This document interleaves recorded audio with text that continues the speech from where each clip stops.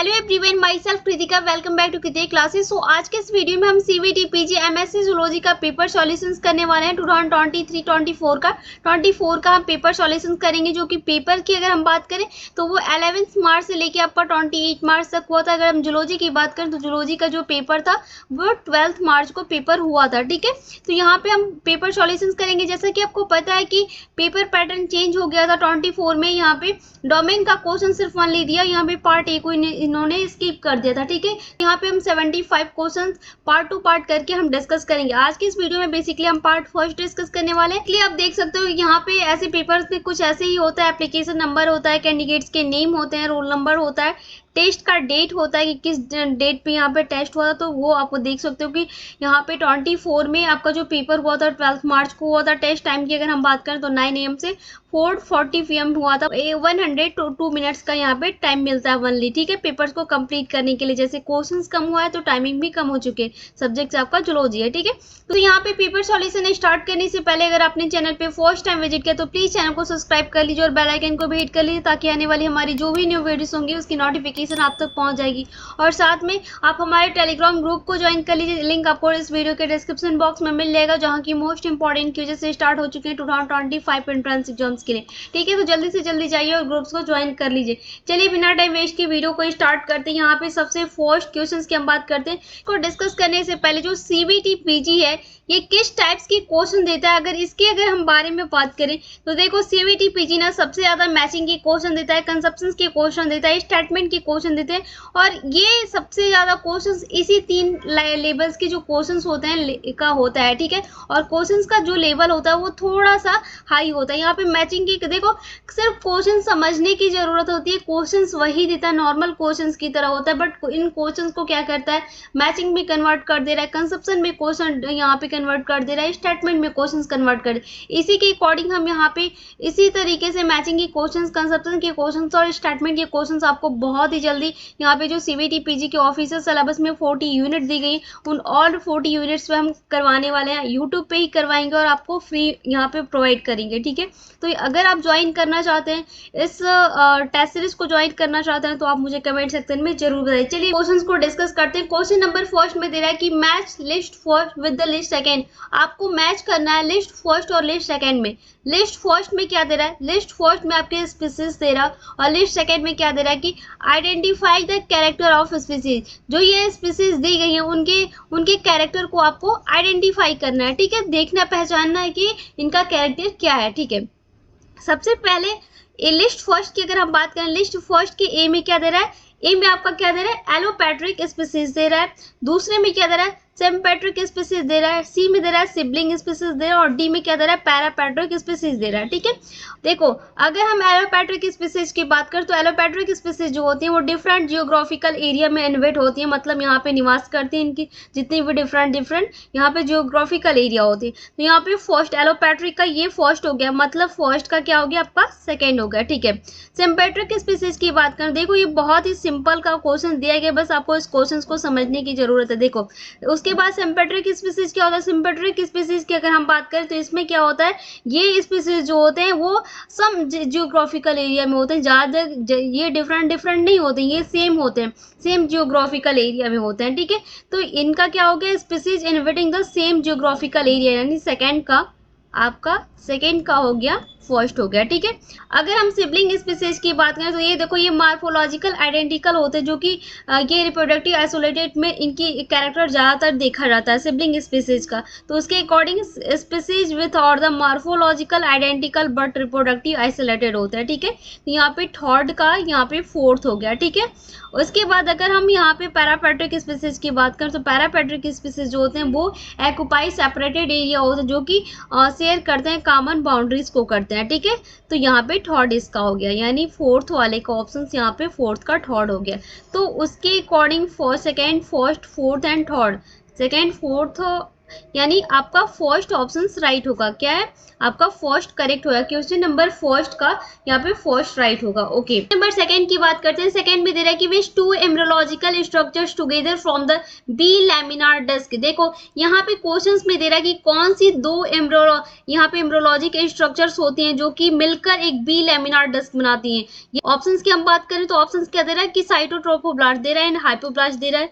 Second में ईपीब्लास्ट and hypoblast दे रहा है और सी में दे रहा है कि साइटोट्रोफोब्लास्ट दे रहा है एंड ईपीब्लास्ट दे रहा है। फोर्थ में दे रहा है सिस्टोट्रोफोब्लास्ट दे रहा है एंड एम्ब्रियोब्लास्ट दे रहा है। टू एम्ब्रियोलॉजिक स्ट्रक्चर्स होते हैं जो कि बी लैमिनार डिस्क को बनाते हैं, वो ईपीब्लास्ट एंड हाइपोब्लास्ट होता है। ईपीब्लास्ट और हाइपोब्लास्ट ये दोनों ही मिल ये दो एम्ब्रियोलॉजिक स्ट्रक्चर जो होते हैं यही साथ में मिलकर बी लैमिनार डिस्क को बनाते हैं। ठीक है, यहाँ पे क्वेश्चन नंबर सेकंड का सेकंड ऑप्शन राइट है। ओके नंबर थर्ड की बात करते हैं। थर्ड में दे रहा है which of the following protected area और the declared tiger reserve in India.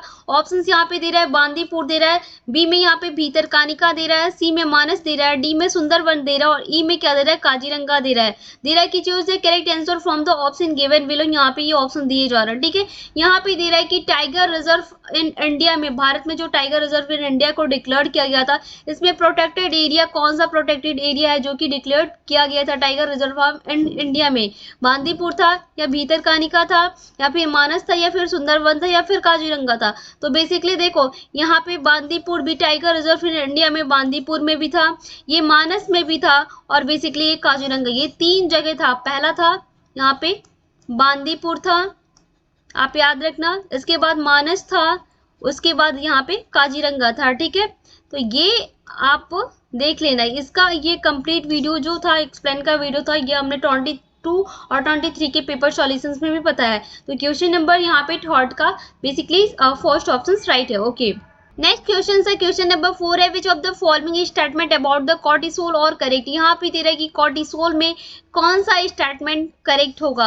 यहाँ पे ये आपके ऑप्शन दिए जा रहे हैं। चलो फर्स्ट ऑप्शन की हम बात कर लेते हैं। फर्स्ट में दे रहा है कि it decreases the circulating lymphocyte, B में दे रहा है कि it increases the circulating eosinophils, C में दे रहा है कि it decrease the productions of the prostaglandins दे रहा और डी में क्या दे रहा है कि inhibit the productions of fibroblast दे रहा और ई में दे रहा है कि it alternate immuno system response the suppressions the digestive and the reproductive system दे रहा है। तो दे रहा है कि choose the correct answer from the option given below. कौन सा राइट होगा, कौन सा कॉर्टिसोल्स के लिए करेक्ट होता है? देखो कॉर्टिसोल्स की अगर हम बात करें उसमें देखो ये पहले क्या करता है, ये सर्कुलेटिंग इनमें ये इनकी जो सर्कुलेटिंग लिम्फोसाइट होती है डिक्रीजेस भी होती है।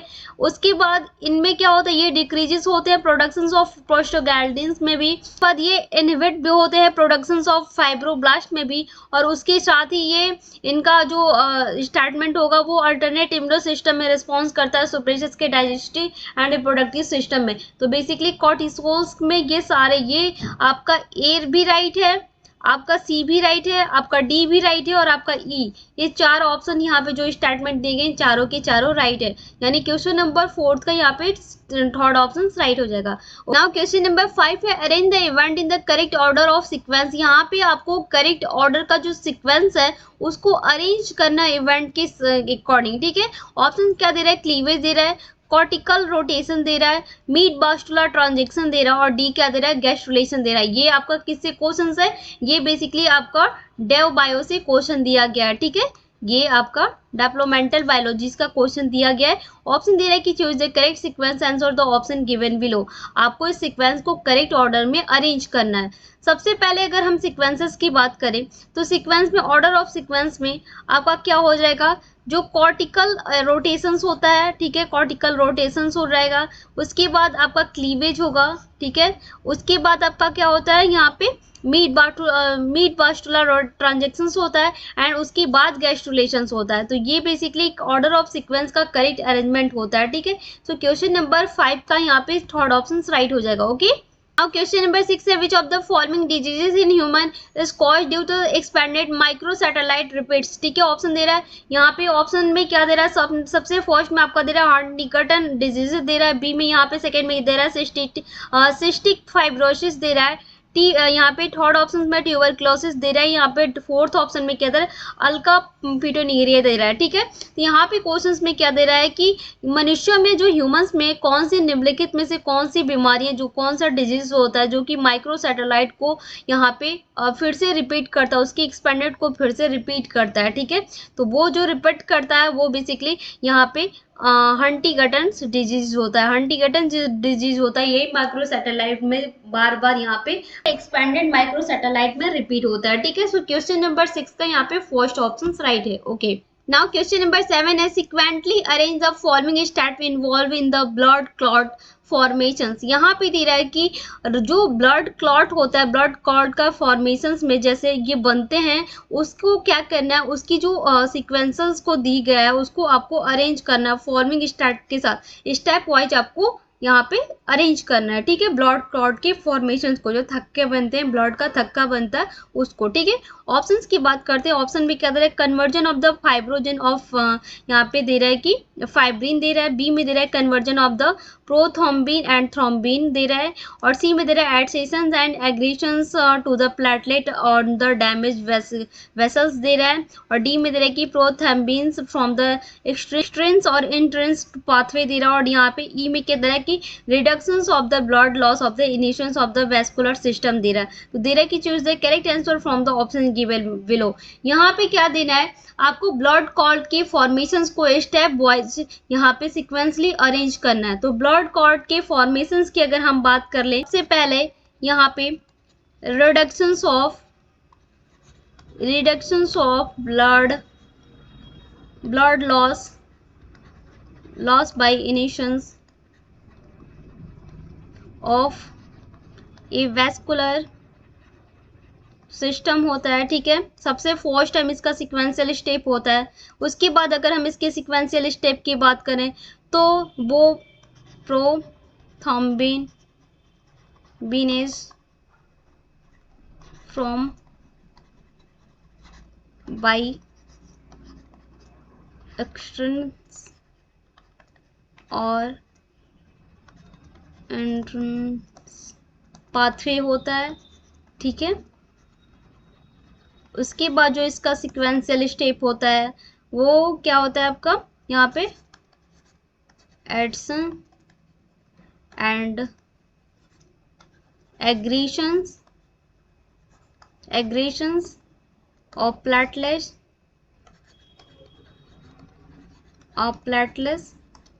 ऑन डैमेज वेसल्स का होता है। ठीक है, उसके बाद यहाँ पे क्या होता है, उसके बाद कन्वर्जेंस होता है, उसके बाद इसका कन्वर्जन स्टार्ट होता है, जो कि कन्वर्जन में conversion of prothrombin and thrombin का होता है। ठीक है, प्रोथ्रोम्बिन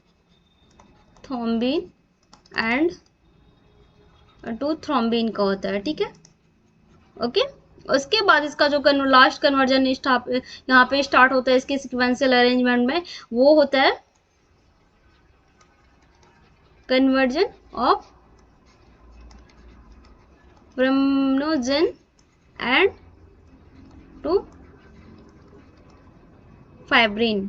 ठीक है, तो ये बेसिकली इसका करेक्ट सीक्वेंस होता है। सबसे पहले आपका ई होगा, ई के बाद डी होगा, डी के बाद सी होगा, सी के बाद बी होगा, बी के बाद ए होगा। ये इसका करेक्ट सीक्वेंस होता है ब्लड क्लॉट फॉर्मेशंस का। तो क्वेश्चन नंबर 7 का फर्स्ट ऑप्शन राइट होगा। ओके, क्वेश्चन नंबर 8 है sickle cell anaemia is a disease characterised by the patient of the erythrocyte having a characteristic sickle और the decent shape. Select the correct statement about the diseases. ठीक है, option यहाँ पे 4 दे रहा है। First में दे रहा है कि deletions of the glutamic acid from the 6 positions of the beta chain. B में दे रहा है substitutions of the hydrophobic residue by a polar one, और यहाँ पे थर्ड ऑप्शन में दे रहा है कि substitutions of the polar reduce in the hydrophobic 1, and fourth में दे रहा है कि substitutions of the valine reduce in the glutamic acid 1। ठीक है, यहाँ पे देखो क्वेश्चन में क्या दे रहा है कि सिकल सेल एनीमिया एक ऐसा डिजीज होगा जिसमें कि जो पेशेंट होते हैं, इसमें पेशेंट में एंथ्रोसाइट में एक विशेष सिकल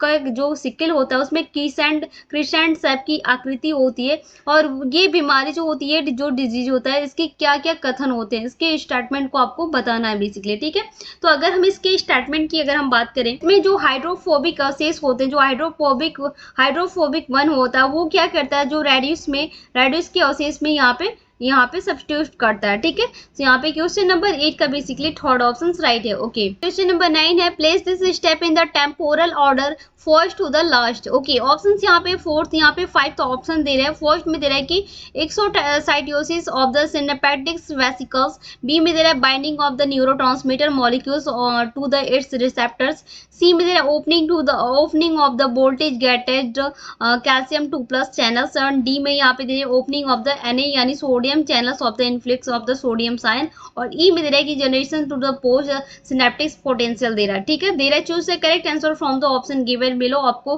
करेक्ट ऑप्शंस को चूज करना है। ठीक है, यहाँ पे क्वेश्चंस में क्या दे रहा है, क्वेश्चंस में दे रहा है कि यहाँ पे प्लेस दिस स्टेप, इस स्टेप में जो टेम्पोरल ऑर्डर है, इस टेम्पोरल ऑर्डर को फर्स्ट टू लास्ट में यहाँ पे देखना है, आपको बताना है, प्लस करना है इस स्टेप वाइज को। ठीक है, जिसमें कि क्या दे रहा है, सबसे पहले देखो इसमें क्या होता है, opening of voltage gated ion calcium +2 channels का होता है टेम्पोरल ऑर्डर में, सी होगा। इसके बाद आपका बेसिकली होता है क्या, exocytosis of the synaptic vesicles होता है, यानी ए होगा। उसके बाद यहाँ पे binding of the neurotransmitter molecules in the receptor होगा, यानी बी होगा।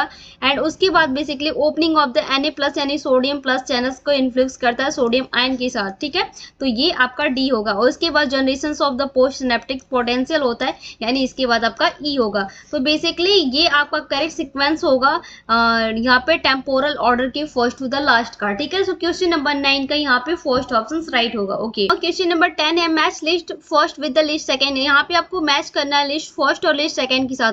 लिस्ट फर्स्ट की अगर हम बात करें तो लिस्ट फर्स्ट में आपको पॉल्यूएंट दे रहा है, और लिस्ट सेकंड में क्या दे रहा है, उसकी कैरेक्टर्स दे रहा है, उसकी कैरेक्टरिस्टिक वो देखना है। यहाँ पे पॉल्यूएंट्स की बात करें तो इसमें क्या दे रहा है कि सल्फर डाइऑक्साइड दे रहा है, बी में नाइट्रोजन डाइऑक्साइड दे रहा है, सी में ओजोन दे रहा है, और डी में क्या दे रहा है, हाइड्रोजन सल्फाइड दे रहा है। ठीक है, कैरेक्टरिस्टिक की बात करें तो सल्फर डाइऑक्साइड की कैरेक्टर्स को पूछ रहा है, नाइट्रोजन डाइऑक्साइड की कैरेक्टर को पूछ रहा है, ओजोन की कैरेक्टर को पूछ रहा है, हाइड्रोजन डाइसल्फाइड की कैरेक्टर को पूछ रहा है। यहाँ पे मैच करना आपको कि कौन किसका क्या कैरेक्टर होगा।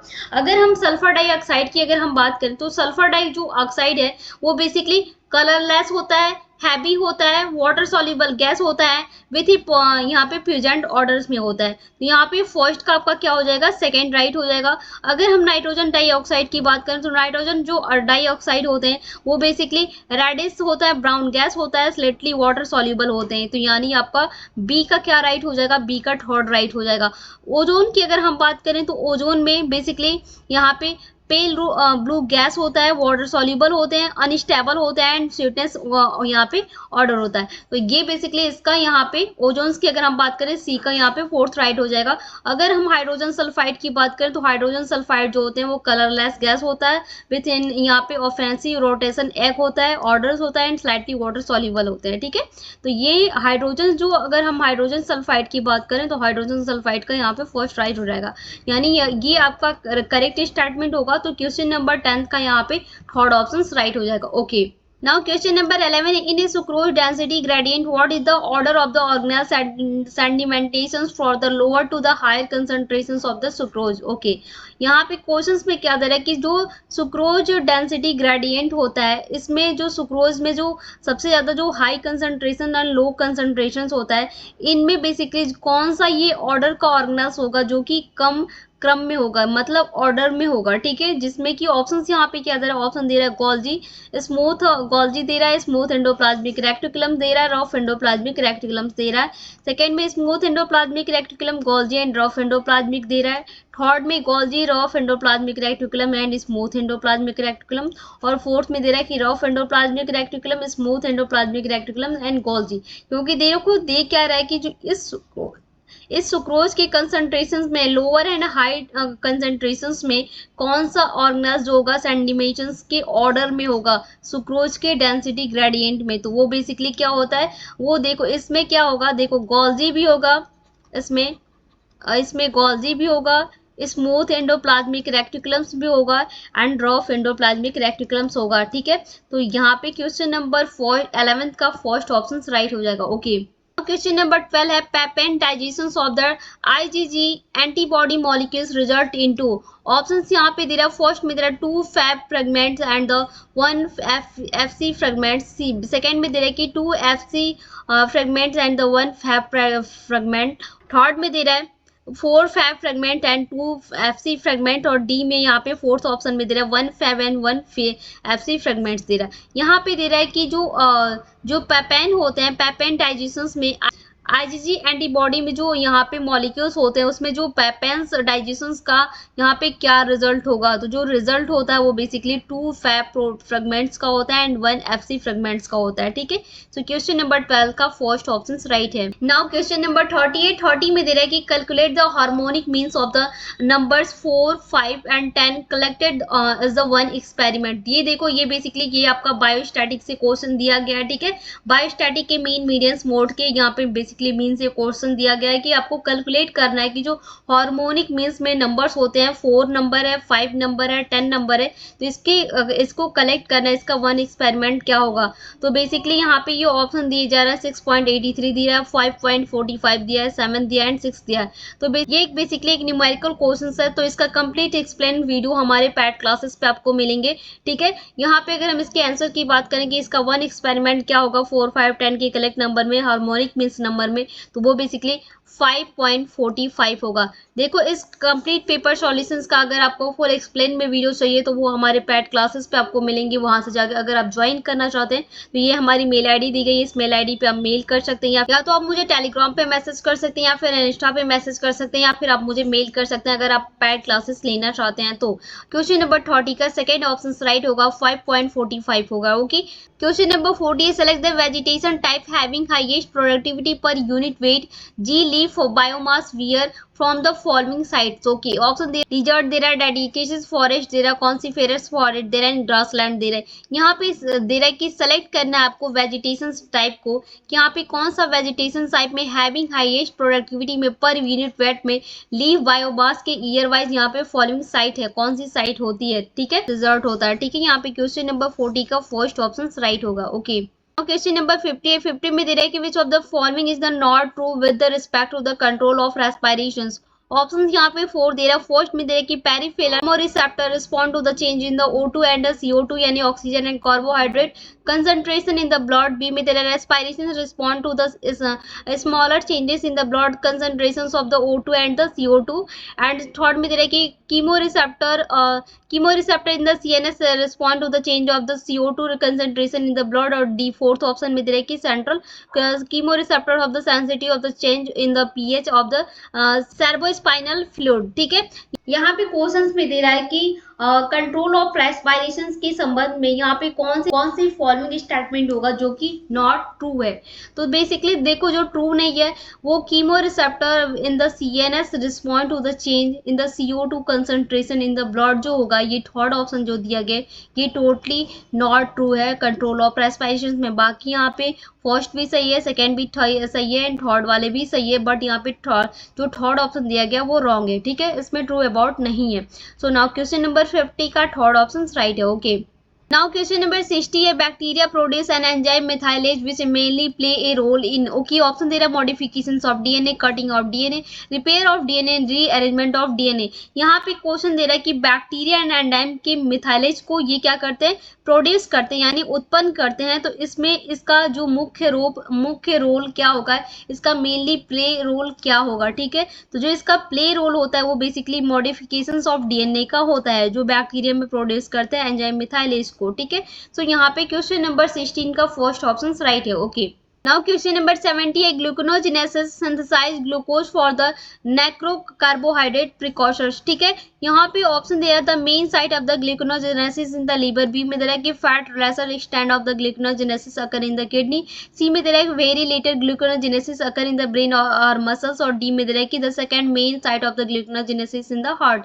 दे रहा है choose the correct answer from the option given below. Question में क्या दे रहा है कि ग्लूकोनोजेनेसिस में जो गैर कार्बोहाइड्रेट होते हैं गैर कार्बोहाइड्रेटेड में ये जो नेग्रो कार्बोहाइड्रेट जो ग्लूकोज को कौन सा यहाँ पे सिंथेसाइज करता है, ठीक है। जो main site of the gluconeogenesis in the liver भी होगा, उसके और lesser stand of the gluconeogenesis occur in kidney भी होगा, और उसके बाद very later glucogenesis occur in the brain और मसल्स भी होगा, ठीक है। यहाँ पे क्वेश्चन नंबर 70 का बेसिकली सेकंड ऑप्शन राइट हो जाएगा, ए बी और सी तीनों ही करेक्ट है, ओके। क्वेश्चन नंबर 70 का सेकंड ऑप्शन राइट है, ओके। Question number 80 है, being a medical science student in the your very first anatomical investigation of a female body, arrange the order of the appearance of the following organs of the immunological importance in the anterior of the posterior direction in the body।